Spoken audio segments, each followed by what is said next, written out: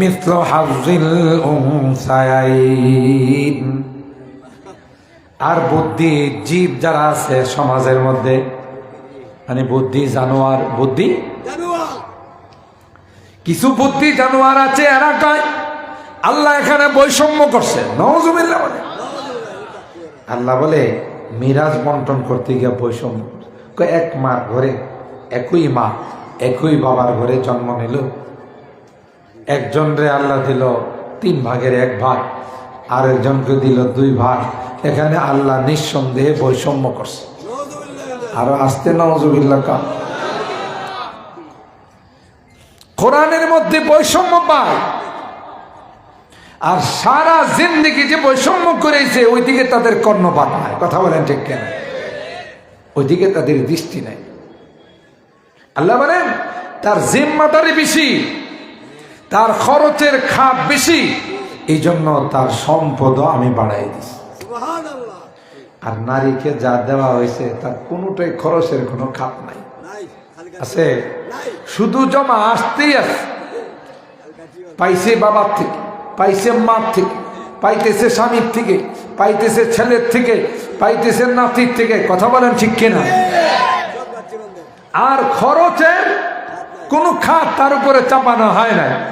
তাহলে একজন যদি তার কাছে 2 লক্ষ টাকা থাকে, আরেকজনের কাছে যদি 1 লক্ষ থাকে, 2 লক্ষের উপরে যদি 2 লক্ষওয়ালার উপরে যদি সব দায় দায়িত্ব চাপিয়ে দেওয়া হয়, তাহলে দেখা যাবে তার 2 লক্ষ টাকা 1 মাসের মধ্যেই শেষ।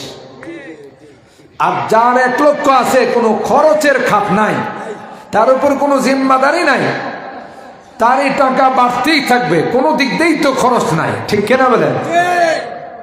আল্লাহ কি নারীর ঠকাইছে না জিতাইছে?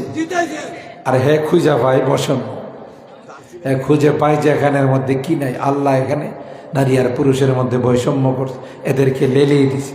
তোরা আন্দোলন কর, সমান চাই, সমান চাই। ঠিক না? সমান চাই, সমান চাই। আল্লাহ বলে সমান না, বেশি দিছি, কারণ তোমার মর্তবা বেশি। মান আহাক্কু বিহুসনে সাহাবাতি ইয়া রাসূলুল্লাহ উম্মুকা সুম্মা মান উম্মুকা সুম্মা মান উম্মুকা। 3 বার কার কথা বলছে? বলুন বলুন, কার কথা? মার কথা। 1 বার বাবার কথা বলছে। তাইলে মার, নারী জাতির মর্যাদা আল্লাহ কমাইছেন না বাড়াইছেন? আর একই কমাই দিছে। এরপর আল্লাহ বলেন নারী কিন্তু সব একরকম নয়। নারীদের মধ্যে 2 প্রকার নারী, ফাসসালিহাতু কানিতাতুন হাফিজাতুন লিল গায়বি বিমা হাফিজাল্লাহ। এক শ্রেণীর নারী হয় যারা বড় নেককার হয়, দিনদার হয়, আল্লাহওয়ালি হয়। স্বামী কিভাবে খুশি থাকবে, স্বামী কিভাবে রাজি থাকবে, সব সময় স্বামীর মর্জি টুকায়া চলে। কথা কয় না? সালিহাত নেককার নারী, দিনদার নারী কখনো গুনাহ তো করা দূরের কথা, গুনার কথা কোনোদিন কল্পনা পর্যন্ত করে না। এরকমের নারী আছে না নাই? কানিতাতুন 2 নম্বর বৈশিষ্ট্য আল্লাহ কর, এরা আল্লাহর ইবাদত বন্দেগীর মধ্যে মগ্ন থাকে, নিমজ্জিত থাকে। এই ফরজ পড়ে, আবার সুন্নত পড়ে, আবার নফল পড়ে, নফল রোজা রাখে। আরো যদি কোনো নেক কাজ আসে সবগুলো ঠিকঠাক মতো আঞ্জাম দেয়। এদের মধ্যে ইবাদতের কোনো ঘাটতি নাই। নামাজের জন্য রেডি থাকে, বিভিন্ন ইবাদতের জন্য সারাক্ষণ নিজেকে প্রস্তুত রাখে। হাফিজাতুল লিল গায়বি বিমা হাফিজাল্লাহ। স্বামী যদি ঘরে না থাকে, স্বামী যদি বিদেশে থাকে, স্বামীর যেমন ইজ্জত রক্ষা করে, স্বামীর মালামাল গুলো হেফাজত করে। কথা কয় না? স্বামী বিদেশে আছে, স্বামীর দেওয়া আমানত অন্য কাহারও ধরতে দেয় না। স্বামীর আমানতকে হেফাজত করে, স্বামীর মালামালকে হেফাজত করে, কোনোদিন কোনোভাবে খেয়ানত করে না। হাফিজাতুল লিল গায়বি বিমা হাফিজাল্লাহ। আল্লাহ যেগুলোকে হেফাজতের কথা বলেছেন, আল্লাহ যেভাবে তার আব্রু ইজ্জত, তার সতীত্বকে হেফাজত, আল্লাহ পাক বলেন এরা হলো এক শ্রেণীর নারী যারা সালেহা কানিতা। এদের মর্যাদা আমার কাছে অনেক বেশি। যেই নারীরা নেককার হয়, যেই নারীরা দিনদার হয়, হাদিসের মধ্যে আসে পয়গম্বর কার পৃথিবীর মধ্যে যদি কেউ কাউকে সিজদা দেওয়ার পারমিশন থাকতো, তাইলে নারীদেরকে অর্ডার করা হতো তাদের স্বামীদেরকে সিজদা করা। স্বামী যদি কোনো নারীর উপর অসন্তুষ্ট থাকে, আল্লাহ তার উপর নারাজ হয়ে যায়। যেই স্বামী রাত্রটা স্ত্রীর উপর, নারীর উপর অসন্তুষ্ট হয়ে কাটায়, ওই নারীর উপর সারা রাত আল্লাহর পক্ষ থেকে লানত পড়তে থাকে, গজব আসতে থাকে।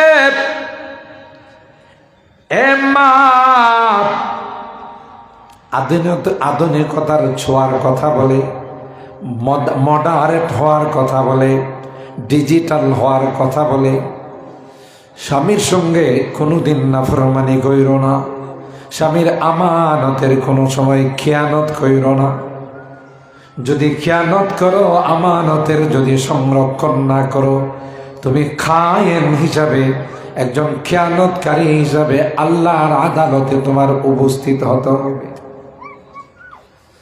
2 নাম্বার নারী হলো আল্লাতি তাখাফুনা নুশুজাহুন্না ফাইজুহুন্না ওয়াহজুরুহুন্না ফিল মাদাজি ওয়াদরিবুহুন্না। যেই নারী স্বামীর কথা মানতে চায় না, স্বামীর আনুগত্য স্বীকার করতে চায় না, স্বামীর আমানতের খেয়ানত করে, ভালো আচরণ করে না, স্বামীর সঙ্গে ভালো ব্যবহার করে না, আল্লাহ ডাক দেয়া কয় ফাইজুহুন্না। 1 নম্বর কাজ হলো তাকে নসিহত করা, উপদেশ দেওয়া, বুঝানো। 1 নম্বর কাজ 3টা বলে দেওয়া নয়, কথা কয় না। আমরা সাধারণ মানুষ মনে করি বিয়ে করছি 3টা অস্ত্র পাইছি। কি পাইছি? 3টা অস্ত্র। আরে যেখানে সেখানে 3টা দেয়া এমন পাগল হয়, মুফতি সাহেবের কাছে যায় বলে, নূরে মদিনায় আসা বলে যে হুজুর কাম তো হয়ে গেছে। কি কাম হয়েছে? কই যে লবণ একটু কম হয়েছিল তরকারিতে, কথা কাটাকাটির এক পর্যায়ে তো আমি 3টা অস্ত্র মাইরা দিছি। কয়টা? হুজুর আমার মাথা কাজ করে নাই। কি যে কইছি হুজুর, আমি কিচ্ছুই মনে নাই। মুফতি সাহেব জিজ্ঞাসা করে ঘটনাটা কখন কার? রাত্রে 2টার। রাত্রে 2টার ঘটনা এর মনে আছে, কিন্তু মাথা কি করে নাই, কাজ করে নাই। কি বলছিলেন? এই কথা বলছিলাম, আমার কথা বলছেন। মনে করছে যদি হুজুরের কাছে যায় বলি যে মাথা কাজ করে নাই, তাহলে মাসালাটা মনে একটু সহজ হয়ে যাবে। তুই কি হুজুরের আলে হাদিস পাইছ যে 3টারে একটা বানায় বানায়? কথা বলেন ঠিক কেনা? হুজুরে কি তুই দরবারে মৌলবি পাইছ যে পাতলা মাল দিলে ফতোয়া উল্টা পাল্টা দিব? এরা হাক্কানি রব্বানি উলামায়ে কেরাম, যাদেরকে টাকা দিয়ে কেনা যায় না। কথা বলেন ঠিক কেনা? আল্লামা ওলিপুরি দামাত বারাকাতুহুমকে যদি কোটি কোটি ডলার দেওয়া হয়, তার সামনে, বুকের সামনে যদি অস্ত্র ধরা হয়, তারপরে চোল পরিমাণ হক কথা থেকে পিছপা হবে না। কথা বলেন ঠিক কেনা? আর এই জন্যই তো বিজাতিরা কওমি মাদ্রাসাকে বেশি ভয় পায়, ঠিক না? কওমি মাদ্রাসাকে বেশি ভয় পায়। এই জন্য ইহুদিরা চিন্তা করে দেখলো কওমি মাদ্রাসা কিভাবে বন্ধ করা যায়, ঠিক কিনা? একটা রাস্তা খুঁজে পেয়েছে। একজনকে ইসরায়েলে ডেকে নিয়ে বলেন যে আপনি ফতোয়া দিবেন মাদ্রাসায় পড়ায় টাকা নেওয়া হারাম, বেশ্যা নারীর উপার্জন থেকেও আরো নিকৃষ্ট, মসজিদে ইমামতি করে টাকা নেওয়া, বেতন নেওয়া হারাম, মুয়াজ্জিনি করে বেতন নেওয়া হারাম। বাস উনি আইসা এই ফতোয়া দেওয়া শুরু করছে। আপনারা বুঝেন না এই ফতোয়ার গোড়া কি ছিল? এই ফতোয়ার মূল টার্গেট ছিল নূরে মদিনাকে বন্ধ করে দেওয়া, কওমি মাদ্রাসাগুলোকে বন্ধ করে দেওয়া। কথা বলেন ঠিক কিনা? কিভাবে সেটা হলো যখন এই ফতোয়া বিশ্ব আমির, স্বঘোষিত বিশ্ব আমির যখন দিবেন, তখন কেউ তার সন্তানকে মাদ্রাসায় ভর্তি করবে না। কারণ আপনি সচেতন অভিভাবক হলে আপনি হাতে ধইরা ছেলেটার জীবন নষ্ট করবেন না। কারণ মাদ্রাসায় পড়াইলে আলেম হবে, হাফেজ হবে, মুফতি হবে, এত আবার আরেকটা মাদ্রাসায় পড়াবে, না হয় মসজিদে ইমামতি করবে, না হয় মুয়াজ্জিনি করবে। আর বিশ্ব আমিরই কইছে এগুলো নেওয়া কি হারাম।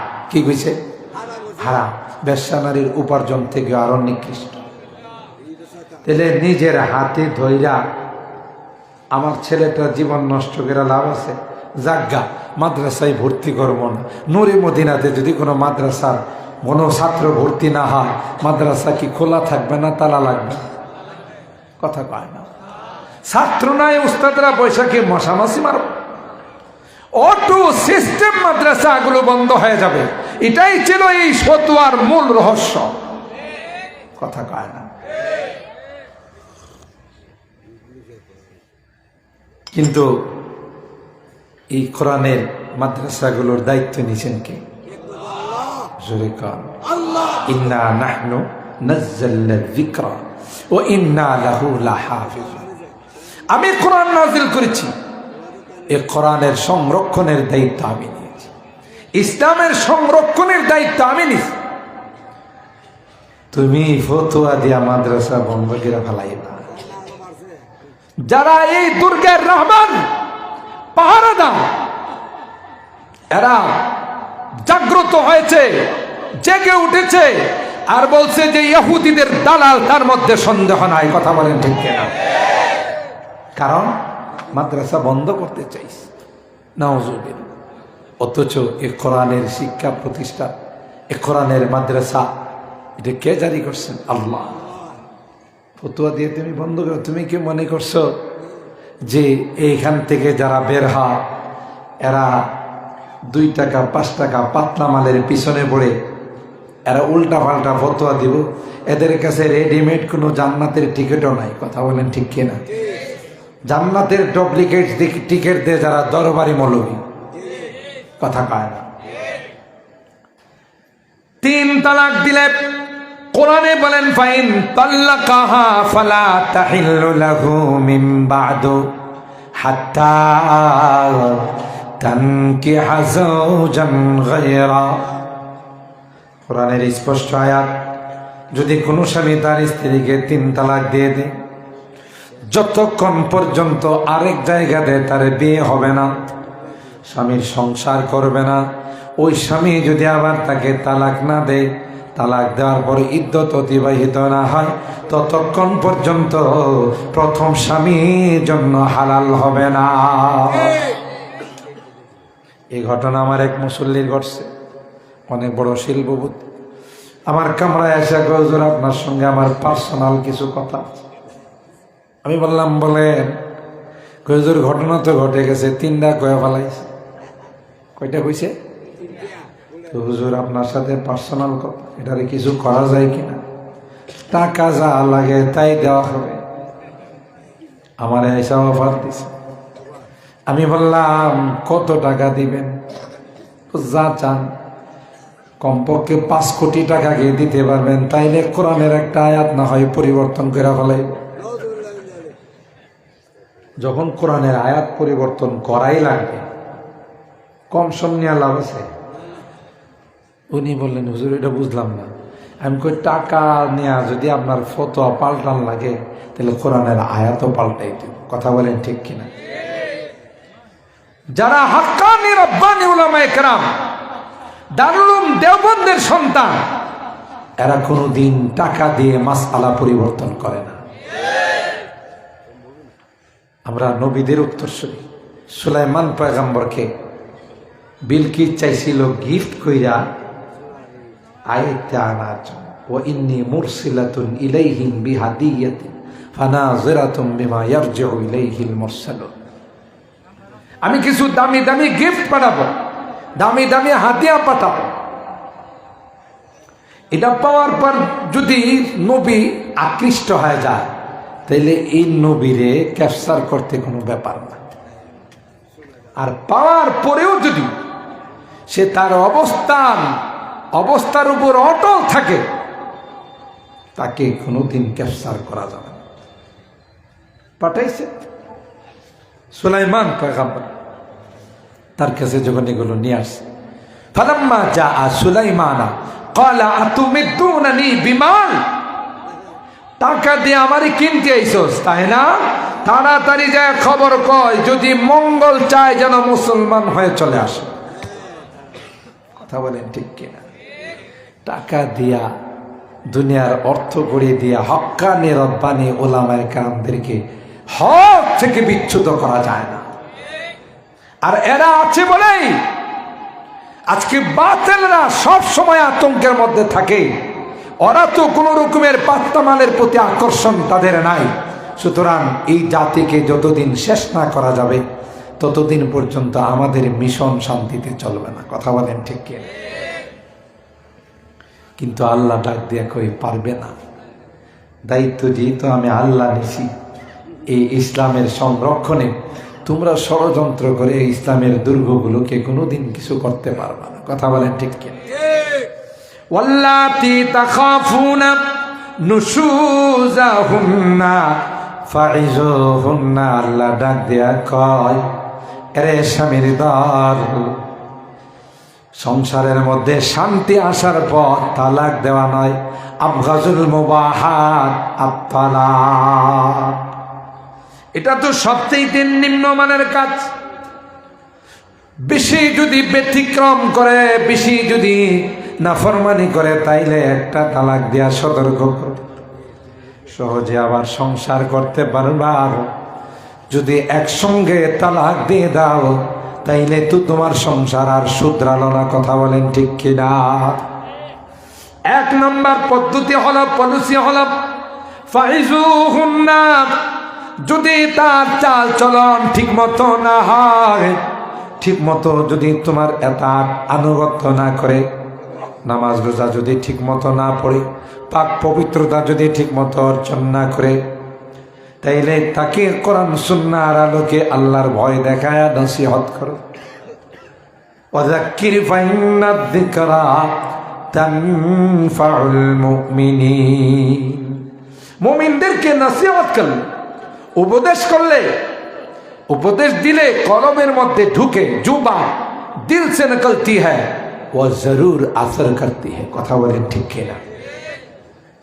ফাইজুহুন্না, কিন্তু এরা এমন নাফরমানের নাফরমান, ওয়াজও কাম হয় না। এরকম আছে না নাই? কপাল পোড়া, ওয়াজ নসিহতে কাজ হয় না। আল্লাহ পাক বলেন ওয়াহজুরুহুন্না ফিল মাদাজ। দ্বিতীয় নাম্বার অ্যাকশন হলো, দ্বিতীয় নাম্বার পদ্ধতি হলো বিছনা আলাদা করে দাও। তুমি এক জায়গায় এক রুমে থাকো, ওরে আরেক রুমে থাকতে দাও। এই দ্বিতীয় ডোজে যদি কাজ হয় তাহলে বোঝা গেল তার ভিতরে সঠিক জিনিস চলে আসছে। কথা বলেন ঠিক কিনা? তারপরেও কাজ হয় না। আমি খুব সংক্ষেপে বলতেছি, অদরিবুহুন্না, হালকা শাসন চালাও। আর আমরা যখন শাসন চালানো শুরু করি তখন চিন্তা করি চালাইবই, যখন আসলটাই চালায়। কথা কয় না, লাঠি দিয়ে পিটানো শুরু করে, শরীরে বিভিন্ন জায়গায় আঘাত করে, চেহারার মধ্যে আঘাত করে। অথচ আপনি স্বামী হন, উস্তাদ হন, অভিভাবক হন, ছাত্রের চেহারার মধ্যে, আপনার অধীনস্থির চেহারার মধ্যে আঘাত করার কোনো পারমিশন আপনাকে দেওয়া হয় না।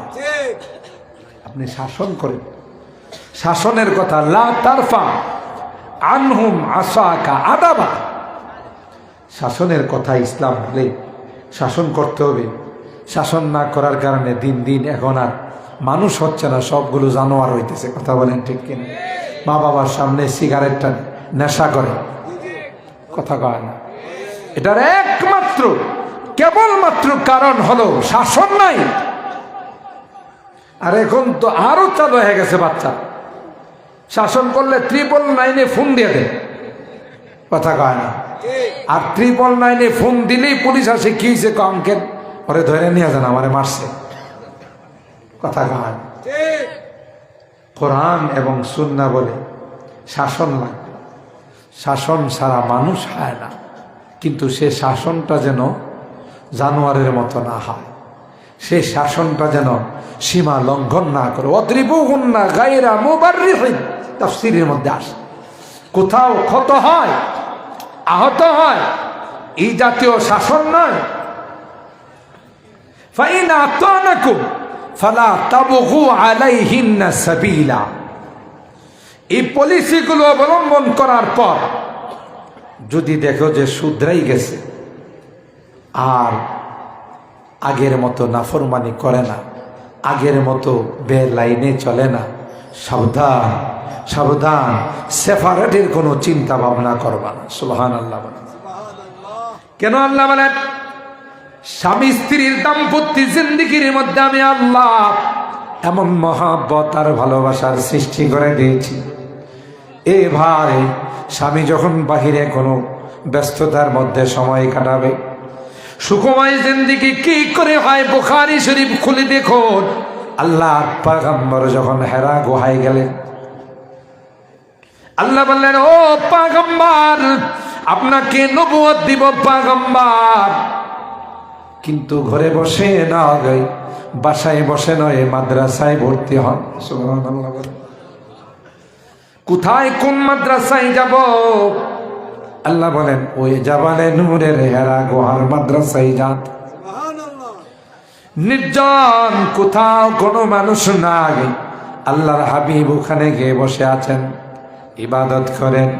হঠাৎ করে অনেক বড় মাপের একজন ফেরেশতা, সাইয়্যিদুল মালায়েকা হযরতে জিবরাইল আমিন এসে উপস্থিত হয়ে গেলেন। সুবহানাল্লাহ।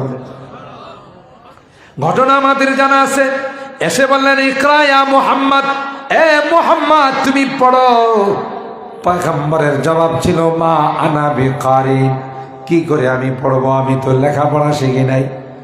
সিনার মধ্যে লাগাইয়া জোরে চাপ দেয়া ছেড়ে দিয়ে আবার বললেন, ইকরা ইয়া মুহাম্মদ। একবার, দুইবার, তৃতীয়বার বললেন, ইকরা বিস্মি রাব্বিকাল্লাযী খালাক, খালাকাল ইনসানা মিন আলাক, ইকরা ওয়া রাব্বুকাল আকরামুল্লাযী আল্লামা বিল কলম, আল্লামাল ইনসানা মা লাম ইয়ালাম। আল্লাহু আকবার। আল্লাহর নবী বলেন, ফাখাযানি ফাওয়াত্তানি হাত্তা বালাগা মিন্নিল জুহুদ, এমন চাপ দিছে আমাকে,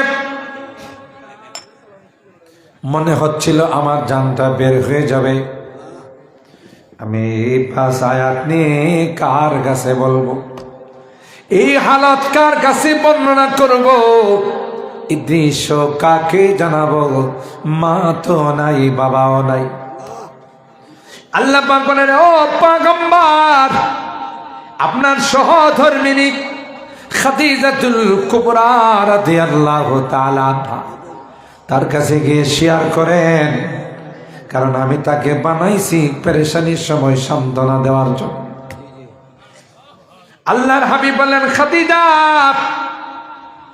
লাকাদ খাশিতু আলা নাফসি, এ খাদিজা, কে যেন আমাকে এত জোরে চাপ দিলে, আমার ভয় হয়, মনে হয় আমি বাঁচব না। দেখেন স্ত্রী কাকে বলেন। এ মা বোনেরা, ভালো করে শুনে রাখো, এখান থেকে আমাদের শিক্ষা নিতে হবে। আল্লাহর হাবিবের সহধর্মিনী খাদিজা সান্ত্বনা দিয়া কয়, কাল্লা ওয়াল্লাহি মা ইউখজিকাল্লাহু আবাদা। আল্লাহু আকবার। আল্লাহ, এ আল্লাহর হাবিব, আল্লাহর কসম করে আমি বলতে পারি, না না, আপনার মতো মহামানবকে আল্লাহ কোনোদিন অপমান করবেন না। আমি অনেক বয়ানে বলি, সান্ত্বনা দিছে না কাটা গায়ে লবণ লাগাইছে? কথা কেন আপনারা মনে ঘুমিয়ে গেছে? অল্প সময় 11টা পর্যন্ত মাহফিল অল্প সময় শেষ হয়ে যাবে।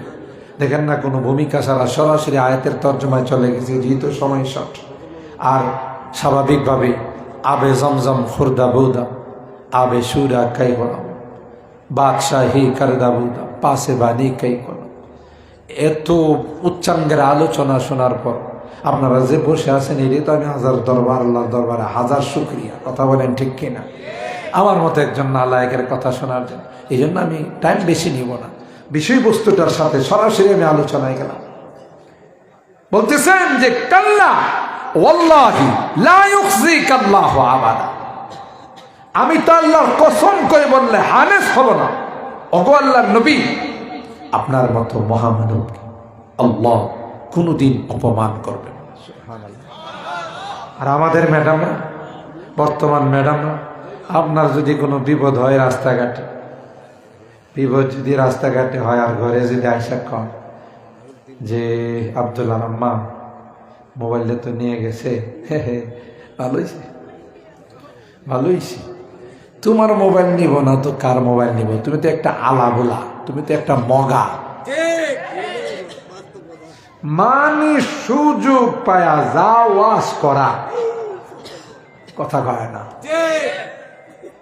উচিত ছিল কি আম্মাজান খাদিজাতুল কুবরা রাদিয়াল্লাহু তাআলা আনহা যেভাবে আল্লাহর নবীকে সান্ত্বনা দিলেন, আমাদের মা বোন যারা, আল্লাহর নবীও তো স্বামী ছিলেন, খাদিজা ছিলেন স্ত্রী, আপনিও তো স্ত্রী, আপনার স্বামী বিপদে পড়ছে, আপনি তাকে সান্ত্বনা দেয়া বলেন, টেনশন করেন না, আপনি যেহেতু কোনো সমস্যা হয় নাই, আপনার শারীরিকভাবে কোনো আঘাত পান নাই, কত মোবাইল আসবে আর যাবে, কোনো টেনশন করেন না। কথা বলেন ঠিক?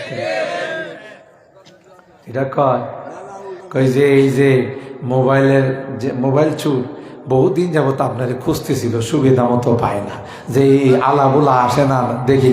কথা বলেন ঠিক কি? পকেট থেকে টাকা নিয়ে গেছে, পকেট মার, তোমার টাকা নিবে না তো কার টাকা নিবে? তোমার দিন দুনিয়ার কোনো খবর আছে নাকি? সান্ত্বনা দিল না কাটা গায়ে লবণ লাগে? আল্লাহর হাবিব বলেন, খায়রুন নিসাই ইমরাতুন ইন নাযারতা ইলাইহা সাররাতকা। সবচাইতে এ মা বোনেরা, শেষ হাদিসের তর্জমা করে বয়ান শেষ করে দেব।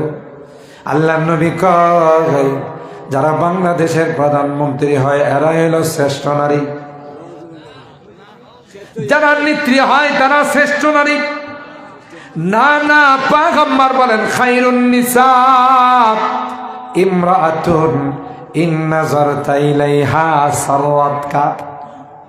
সবচাইতে উত্তম নারী হলো, উত্তম স্ত্রী হলো যার দিকে তাকাইলে তোমার মনে শান্তি চলে আসে। চেহারার মধ্যে হাসি থাকলে না, ফুটবল হয়ে থাকলে কথা পায় না। এখন তো আমাদের স্ত্রীরা একটু 19-20 হলে বাপরি বাপ, ঘরের মধ্যে গেলে দেখা যায় বিশ্বকাপ ফুটবল, গাল ভোলা, বিশ্বকাপ ফুটবল। কি ব্যাপার, তোমার কি হয়েছে? কিছু হয়েছে না? সকালে আপনারা বলছিলাম যে আমার এই জিনিসটা দিয়ে দিলেন না, কারে আজকে একটু সমস্যা সারা জিন্দিগিও যাবো না। কি সান্ত্বনা দিল না আরো ব্যথা দিল?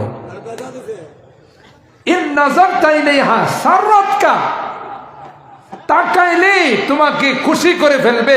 স্বামী আমার বাইর থেকে আসছে, কত কষ্ট করে আসছে, আপনি বসেন, আপনার ঘামটা মুছে দিই, আপনি বসেন, আপনাকে শরবত খাওয়ায়, আপনি বসেন, আমি আপনারা একটু সেবা করে দিই, ঠিক না?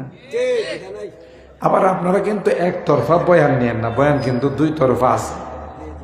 আপনি আবার এই ওয়াজ শুনে গিয়ে তার উপরে মাশাআল্লাহ চালায়েন না, যে ওয়াজ আজকে হুজুর করছে তোর যদি কপাল ভালো আমার পাও দইবি, কথা কয় না। তুই যদি আমার ঘরে থাকতে চাস তাহলে সারাক্ষণ আমার কাপড় দিয়ে দিবি। আর আপনি যে বাইরে থেকে টাইনা গেছেন, টানাটানির অভ্যাস আছে না? টানাটানির যাদের অভ্যাস, এদের মুখের কাছে গেলে এমন স্যান বাইরে, এটা একবার অরিজিনাল স্যান, কথা বলেন ঠিক না? এর ধারে কাছে যাওয়া যান তো তোমার স্ত্রী তোমার কাছে আসে, তোমার মুখের দুর্গন্ধের কারণে তোমার কাছে যাইতে পারে না, এটা কি তার কষ্ট লাগে না? শুধু সব দায়িত্ব কি স্ত্রীর উপর, আপনার কোনো দায়িত্ব নাই। স্বামী স্ত্রীর দাম্পত্য সুখময় হইতে গেলে উভয় একজন আরেকজনকে ছাড় দিতে হবে, কথা কয় না? আপনি পাওয়ার নিয়ে বসে থাকবে, তাকে চাকরা নিয়ে মতো মনে করবেন, নো, দুইজনই এখানে আল্লাহ তাআলা তাদের দাম্পত্য জিন্দেগির মধ্যে অধিকার দিয়েছেন, কথা বলেন ঠিক কিনা? আপনি স্ত্রীর অধিকার আদায় করেন, স্ত্রী আপনার অধিকার আদায় করবে। এদিক দিয়ে যদি আপনি জুলুম করেন, অত্যাচার করেন, স্বাভাবিকভাবে দাম্পত্য জিন্দেগির মধ্যে শান্তি থাকবে না। ওয়াইন আমার তাহা আতা আতকা, যদি তুমি কোন হুকুম দাও, কোন বস্তুর কথা তাকে বলো, সাথে সাথে সেটা বাস্তবায়ন করে, সুবহানাল্লাহ, দেরি করে না, সময় নেয় না। ওয়াইন গিবতা আনহা, কোন কারণে যদি তুমি বাড়িতে না থাকো, ঘরের মধ্যে যদি তুমি না থাকো, তাইলে তোমার স্ত্রী এতটাই আমানতদার, তোমার ঘরে কাউকে প্রবেশ করতে দেয় না, কথা বলেন ঠিক কিনা?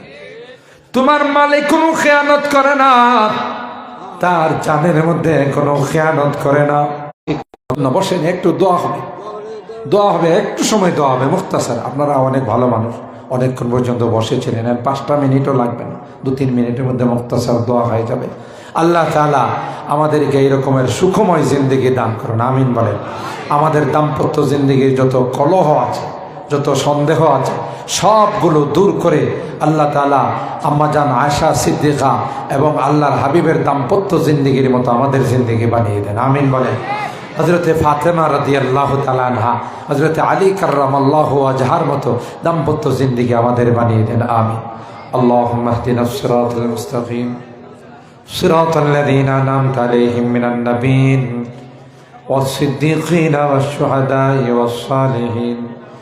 ربنا ظلمنا أنفسنا وإن لم تغفر لنا وترحمنا لنكونن من الخاسرين ربنا فاغفر لنا ذنوبنا وكفر عنا سيئاتنا وتوفنا مع الأبرار رب ارحمهما كما ربياني صغيرا رب ارحمهما كما ربياني صغيرا রব্বুল আলামিন আল্লাহ ঐতিহ্যবাহী তাফসীরুল কোরআন মাহফিলের আজকের দ্বিতীয় দিনে আল্লাহ বুজুর্গ উলামায়ে কেরামদের কাছ থেকে আল্লাহ বিষয়ভিত্তিক আলোচনা শোনার পর গভীর রজনীতে আমরা কিছু সংখ্যক গুনাহগার বান্দা, মালিক রে তোমার শাহী দরবারে হাত উঠাই।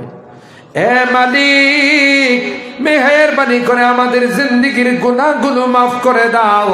তাওবা করতেছি রে, আর জীবনে কোনো গুনাহ করব, আর জীবনে কোনো নাফরমানি করব না। মেহেরবানি করে আমাদের তাওবাগুলোকে কবুল করে নাও।